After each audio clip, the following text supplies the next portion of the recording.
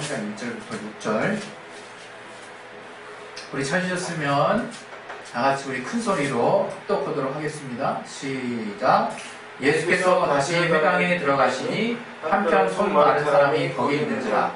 사람들이 예수를 송사하라 하여 안식일에 그 사람을 고치시는가 엿보거늘 예수께서 손 마른 사람에게 이르시되 한가운데 일어서라 하시고 저희에게 이르시되 안식일에 선을 행하는 것과 악을 행하는 것 생명을 구하는 것과 죽이는 것 어느 것이 옳으냐 하시니 저희가 잠잠하거늘 저희 마음에 완악함을 근심하사 노하심으로 저희를 둘러보시고 그 사람에게 이르시되 내 손을 내밀라 하시니 그가 내밀매 그 손이 회복되었더라. 바리새인들이 나가서 곧 헤롯 땅과 함께 어떻게 하여 예수를 죽이고 의논하니라. 오늘 이 말씀 통해서 하나님이 우리에게 주시는 그 말씀을 여러분 들을 수 있는 들을 귀와 여러분이 또 그 말씀을 잘 들을 수 있는 마음의 준비 또 그 마음밭을 좋은 밭이 될 수 있도록 하나님이 또 붙들어 달라고 여러분 또 마음의 준비를 할 수 있도록 하나님의 역사해 달라고 우리 시간 기도하겠습니다. 하나님 아버지 우리에게 또 하나님께서 역사하시고 도와주시옵소서. 아버지 읽어주시고 인도해 주시옵소서. 아버지 깨닫게 하여 주시고 도와주시옵소서. 우리 안에 또 하나님이 또 역사하시고 귀한 은혜가 아버지 우리 안에 있을 수 있도록 도와주시옵소서. 말씀에 또 은혜 받을 수 있도록 도와주시옵소서. 예수 이름으로 기도했습니다. 아멘. 계속해서 제가 여러분들에게 드리는 말씀은 올 한 해 교회 표어대로 하나님의 뜻대로 산다는 것이 무엇인지를 돌아보게 하는 주제들을 정하는 것입니다. 그래서 여러분이 주보에 있는 그 말씀 요약을 주중에 아무 때라든지 한번 이렇게 정독을 해주셨으면 하는 마음이 있어요. 왜냐하면 제가 이 말씀 요약을 사실 굉장히 집중해서 이렇게 작성을 하거든요. 그래서 내가 말주변이 있어서가 아니라 여기에다가 제가 어찌됐건 여러분들에게 드리려고 하는 그 말씀의 핵심을 녹아서 최대한 압축해서 이제 넣으려고 이렇게 심혈을 기울이는 거기 때문에 어떻게 보면 이제 제가 이제 설교 중에 이 말씀 요약에 나오지 않은 또 다른 성령의 인도하심 분명 있지만 또 이번 한 주 매주 하나님이 주시는 그 말씀을 제가 이 요약문안에다가 어떻게든 이렇게 실어서 여러분에게 도움이 되고자 애쓰는 그런 제 노력의 흔적이 여기 들어있기 때문에 여러분이 제가 잘하기 때문에 뭔가 잘 보기 때문에 베스트셀러이기 때문에 보라는 말이 절대 아닌 것을 잘 또 헤아려 주시기를 바랍니다. 우리 하나님은 우리에게 참이 되시는 분이세요. 참이 되시는 분이신데 우리가 늘상 우리 교회에서 참 많이 강조하는 말씀처럼 이 참이라고 하는 것은 거짓이 없다는 뜻이거든요. 거짓이. 그래서 그 거짓이 없다는 건 뭐냐면 하나님과 하나님의 그 하나님으로 말미암은 그 뜻과 그분의 말씀이 우리에게 언제나 변치 않는 참이 된다라고 하는 것을 말하는 것입니다. 그래서 이게 딱 그거냐 이렇게 누군가가 이렇게 한번 이렇게 뭔가 지적을 하거나 한다면 다르게 해석될 수는 여전히 분명히 있지만 분명한 것은 하나님이 참이시다라고 우리가 알고 있을 때 참이 되시는 분을 우리가 알고 있을 때 정말 하나님은 거짓이 없으시고 그가 말씀하시는 것을 반드시 지키실 뿐만 아니라 또 그의 말씀은 언제나 변치 않고 계속적으로 우리에게 선한 영향력을 미치는 참이 되는 말씀이다 라고 하는 차원에서 여러분이 잘 받아들이시고 있으면 될 것 같습니다. 근데 우리가 아는 바와 같이 마귀라고 하는 존재는 실존이에요. 실존.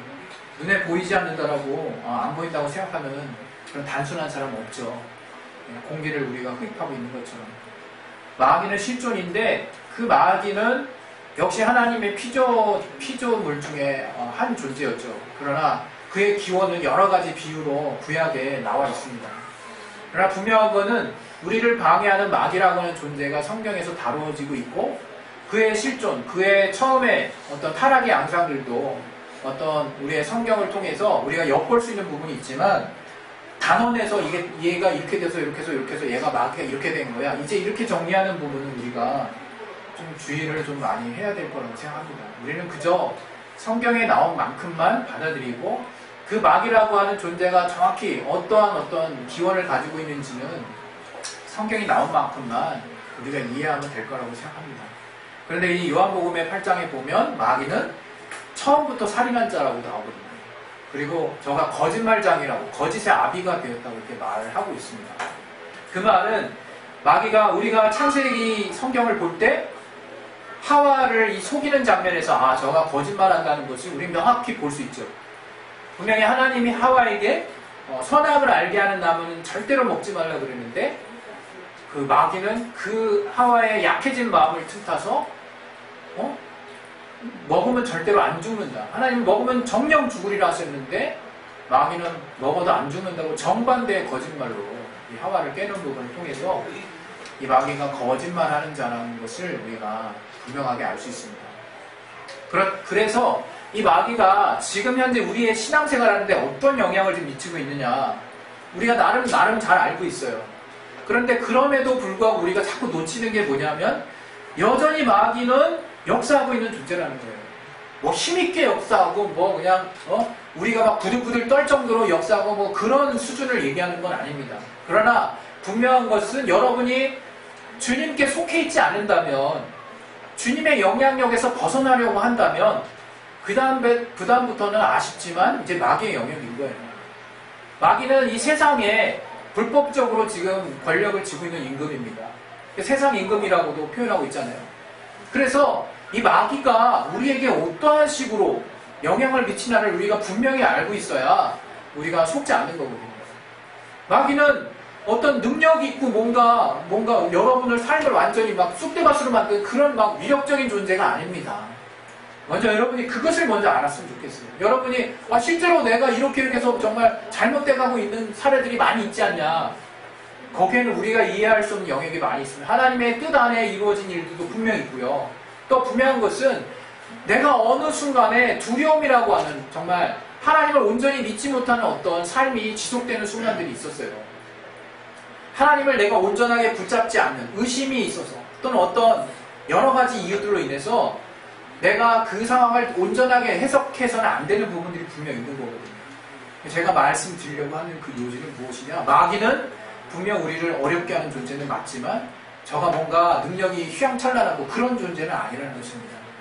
마치 우리가 지금 그리스도의 군사가 되어서 마귀가 속이는 자로서 이 땅 가운데 역사하고 있는 그 어떤 폐잔병의 어떤 역할들을 우리가 정말 처리할 필요가 있는 것입니다. 그래서 여러분이 이제 신앙생활을 할 때 마귀가 어떻게 속이는가 하는 것에 대한 한 가지 양상을 오늘 여러분과 나눌 것인데 마귀는 다른 일 하는 것이 아닙니다. 거짓말하는 자예요, 말 그대로. 정말 거짓말을 합니다. 근데 그 거짓말이 그럴듯하다 이거예요. 그럴듯하고 또 우리가 우리의 영에 속한 우리의 영의 능력, 힘을 주고 또 그로 말미암아 힘을 얻으려고 하는 그리스도인들에게 잠깐의 어떤 또 한눈파는 어떤 순간들을 통해서 육신에게 한눈을 팔게 하고 그 육신에 속한 가치 중에 최고의 가치들을 우리 앞에 등장시켜서 마치 그 세상에 있는 가치가 최고의 가치인 것처럼 우리를 현혹시킨다 이겁니다. 근데 우리가 쉽게 세상에서 내뱉는 말 있잖아요. 아유, 돈이 없으면 아무것도 안 돼. 이 세상은 가진 자들의 세상이야. 뭐 이런. 그러니까 그런 말도 우리가 그냥 쉽게 내뱉죠. 왜? 실제로 그렇게 돌아가고 있으니까. 그런데 여러분 그거는요 참 지금 복잡한 겁니다. 그거는 단순히 그냥 여러분이 그 복잡한 것들을 알고 있는 가운데서 그렇게 말한다 그러면 그거는 말이 되는 거예요. 근데 물론 그렇지 않아도 말은 되죠. 왜? 너무 살기 힘드니까. 그러나 제가 좀 말씀드리고 싶은 것은 우리 사회라고 하는 것은 제가 알고 있는 바에 의하면 어떤 사상과 이념의 체계를 근간으로 해서 이루어지고 있어요.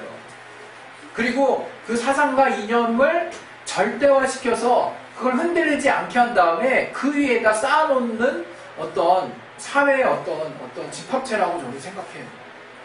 틀린 말 아니거든요. 우리가 아주 쉽게 표현하면 우리나라 같은 경우는 자유민주주의라고 하는 사상적 기반으로 우리가 그 바탕에 깔고 우리가 거기에 어떤 자유민주주의 이게 경우에 따라서는 이게 뭐 사회민주주의가 더 맞다느니 또 민주주의 그것만 해야 된다는 뭐 이런 얘기들이 있어요. 그런 자세한 어떤 이념적인 이야기를 이 시간에 하는 건 아니니까. 분명히 약간 괴가 틀린 게 있긴 있거든요. 우리나라가 사회주의는 아니죠. 그러나 여러분이 생각할 때 분명히 우리가 어떤 자유민주주의라는 기반을 근거로 해서 세워지고 또 그 안에 가장 중심된 사상이 자본주의거든요. 이 자본주의, 마음껏 내가 어떤 나의 부를 이렇게 정말 이렇게 내 노력에 의해서 획득하고 그것에 대해서 다른 사람이 침해하지 않을 그런 어떤 자유. 그래서 어떤 그런 것들에 의해서 또 우리 개인의 어떤 인권이 또 존중되는 것들, 민주주의. 그런데 여러분이 아셔야 되는 것은 이런 각각의 어떤 가치들이 아마 여러분들이 사회 시간이나 또는 대학교 때 어떤 사상적인 어떤 부분에 깊이 또 심취하셔서 여러분이 이런 이념들에 대해서 깊이 연구하신 분이 있을지는 모르겠어요. 다 모순이 있어요. 다 모순이 있어. 결국에는 그 어떤 가치들을 끝까지 지탱하기에는 이게 완전하지 않은 무언가가 나타나기 때문에 저는 그렇게 생각합니다. 분명히 우리가 우리 사회를 안정적으로 이끌어 나가려면 어떤 분명한 이념적 가치를 토대로 해서 세워져야 되고 어떤 인격이나 인권이나 하나님이 우리에게 귀하게 하신 가치들을 수용할 수 있는 건강한 가치로 우리 사회가 이끌어져 나가야 되겠지만 그런 가치들이 절대시 되는 것은 위험하다는 거죠. 그런 가치들이 절대시 된다는 건 뭘 말하는 거면 특히 우리 그리스도인들에게 있어서 저는 이건 제 개인적인 주장일 수 있으니까 여러분이 걸러서 들으시기 바랍니다. 요즘 이 세상을 보면요. 우리나라만큼 이렇게 정말 치열하게 이 진보와 보수라고 하는 정치적 갈등으로 정말 이렇게 싸우는 것도 참 많지 않다는 생각이 들어요. 물론 이제 뭐 미국이나 뭐 딴 데를 다 보면 이건 인간이 사는 세상에서 어쩔 수 없는 한계의 어떤 이념적 대립인가 그렇게 볼 수도 있겠지만 참 우리나라를 보게 돼서 왜 그렇게 이렇게 치열하게 이 진보라고 보수 또는 모 당과 모 당의 어떤 대표로 대립되는 어떤 사람들의 그룹들이 있잖아요. 그러면 의뢰 우리는 어떤 생각을 하려면 기독교가 마치 그 중에 어느 한 곳에 속한 곳인 것처럼 착각을 한다 이거 우리가. 그거 엄청나게 위험한 생각이거든요 사실. 그러니까 우리가 예를 들어서 이런 거죠. 우리가 어떤 자유민주주의라니까 공산주의 싫잖아요 우리는. 공산주의 왜? 거기서는 신의 존재를 부정하고 유물론을 인정하니까. 그냥 너무나 자유롭게 공산주의 반대는 자유민주주의에서 자유민주주의에 있는 모든 사상은 다 오라. 그래서 그쪽으로 따라가야 돼. 그냥 이렇게 단순 공식으로 그리고 자유민주주의 안에서 기독교가 살 수 있으니까 기독교는 자유민주주의 이렇게 정리를 한다 이거 정리를. 제가 오늘 이 같이 나눈 이 마가복음 3장의 본문에서 느끼는 건 뭐냐면요. 이 로마 시대 이 이스라엘이 로마에 앞정화 있을 때 그 당시에 이스라엘의 지도자들은 바리새인과 사두개인으로 대표되는 서기관과 제사장 그룹이었어요. 회당장 그런 그룹들이었어요. 소위 말하면 그 시대의 리더들인 거죠. 사회의 탑클래스인 거예요 이스라엘에. 근데 그래서 이들의 신앙의 어떤 행태, 신앙의 모습은요 저들에게 존경할 만한 본이 된 상태예요. 그 사회를 이끌어가는 주류였고 또 그 사회를 주도하는 어떤 신앙적인 어떤 그 모본이 되는 그룹이었다 이거예요. 그러나 예수님이 나타나셔서 가장 먼저 지적당한 그룹이 바로 이 그룹이에요. 독사의 자식들부터 시작해가지고 회칠한 무덤부터 시작해가지고 겉과 속이 다르고 안에는 시체가 가득하다고 얘기하셨고 오늘도 마찬가지입니다. 오늘 이 마가복음 3장 1절부터 6절에 있는 내용은 회당에 들어가 보니까 거기에 이제 손 마른 사람이 있는 거죠.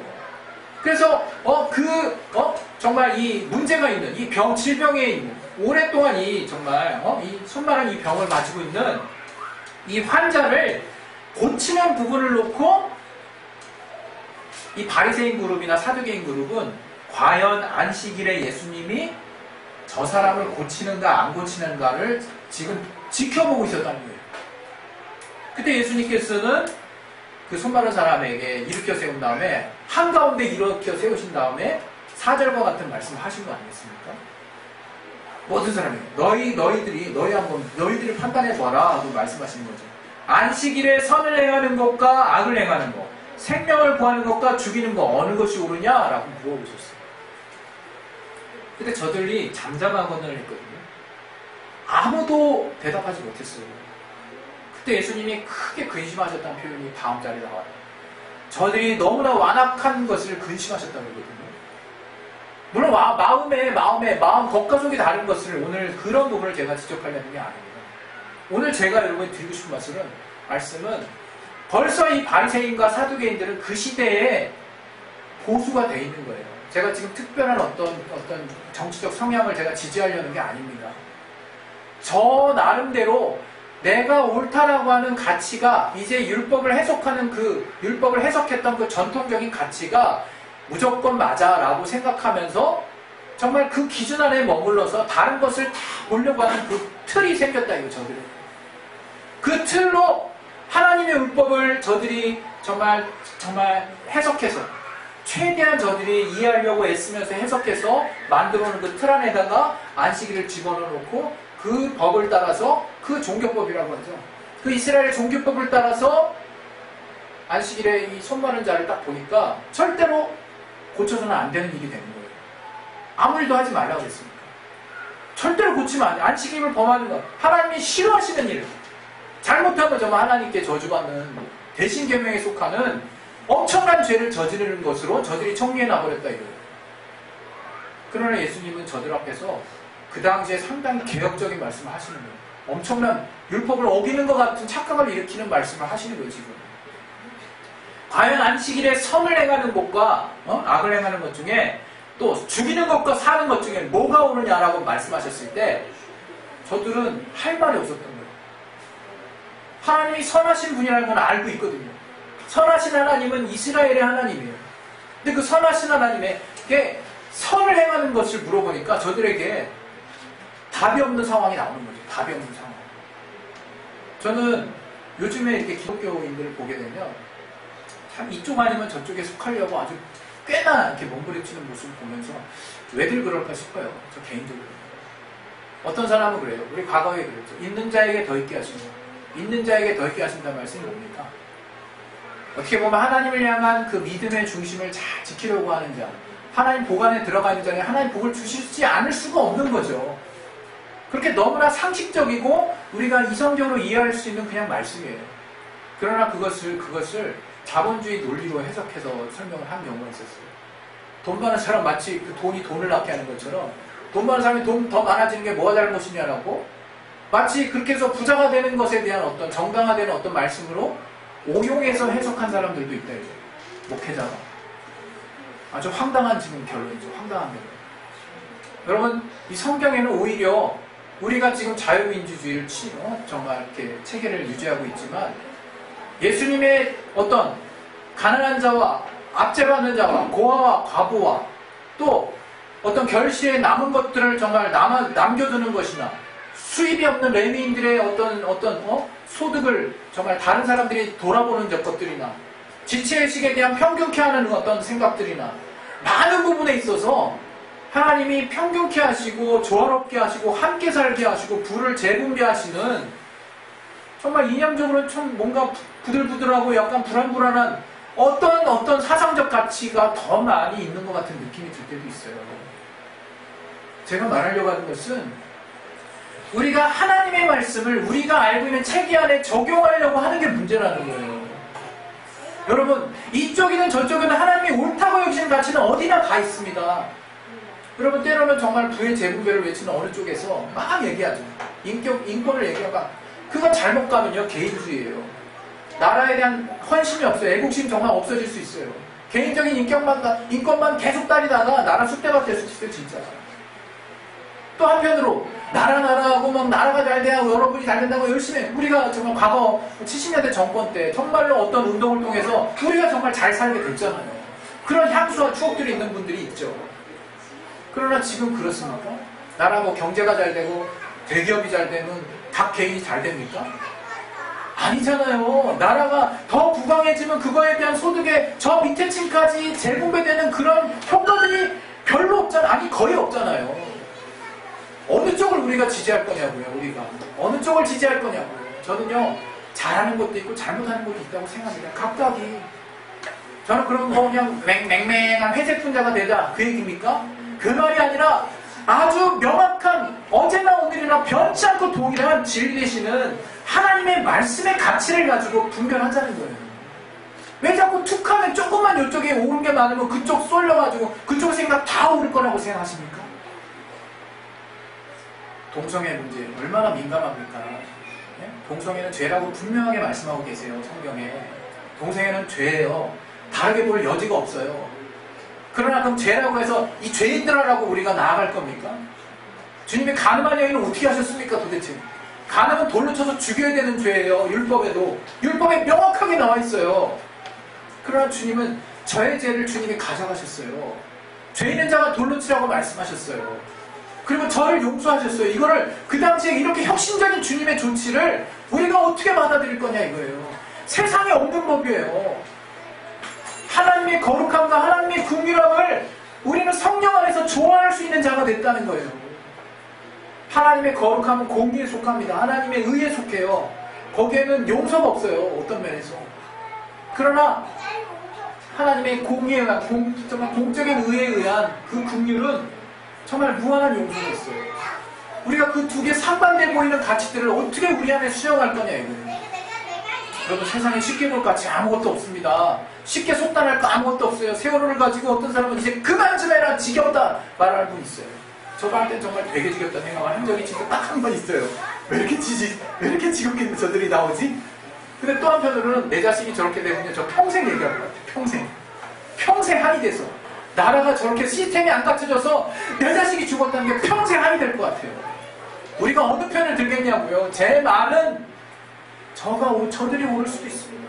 또 이분들이 옳은 가치를 내세울 수도 있어요.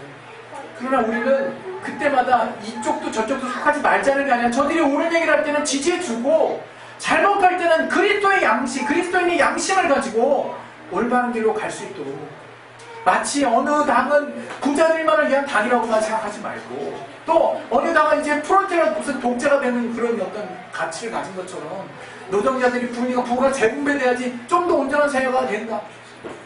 정말 저도 그러고 싶은 게 이러기 위해서 여러 가지 우리가 함께 협력해야 될 가치들이 많거든요. 저는 물론 그렇습니다. 제 안에 분명히 제가 성향이 있어요. 제가 지지하는 성향이 분명히 있어요. 그러나 저는 오늘 이 단에서 그런 얘기를 하려고 하는 것이 아니라 하나님의 진리가 무엇인가를 우리가 다시 한번 생각하는 시간을 갖자는 거예요. 예수님이 이 시대 마가복음 3장 1절부터 6절까지 이 내용 가운데 주님이 하셨던 그 당시에 엄청나게 혁신적인 일이었어요. 그러나 주님이 어떤 경향성을 띠고 어떤 사상적 가치를 가지고 얘기하셨다라고 저는 절대로 생각하지 않습니다. 그분은 진리를 따라서 행동하신 거예요. 하나님의 공의를 따라서 행동하신 거예요. 하나님이 옳다고 여기시는 그 가치의 중심을 따라 행동하셨다고 저는 믿습니다.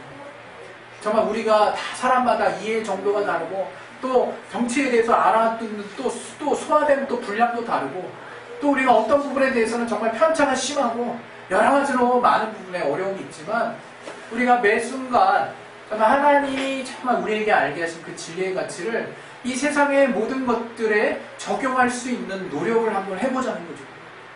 우리가 정말 그렇게 완벽할 수 없죠. 야 옛날 고어체에 된 성경이 다 이 시대에 다 통용되냐 있지도 않은 것들까지 어떻게 적용을 다 하냐 그런 어떤 난제를 여러분에 드리려고 하는 것이 아니라 주님이 정말 중요하게 하셨던 핵심 가치들을 우리가 훼손하지 말자는 거예요.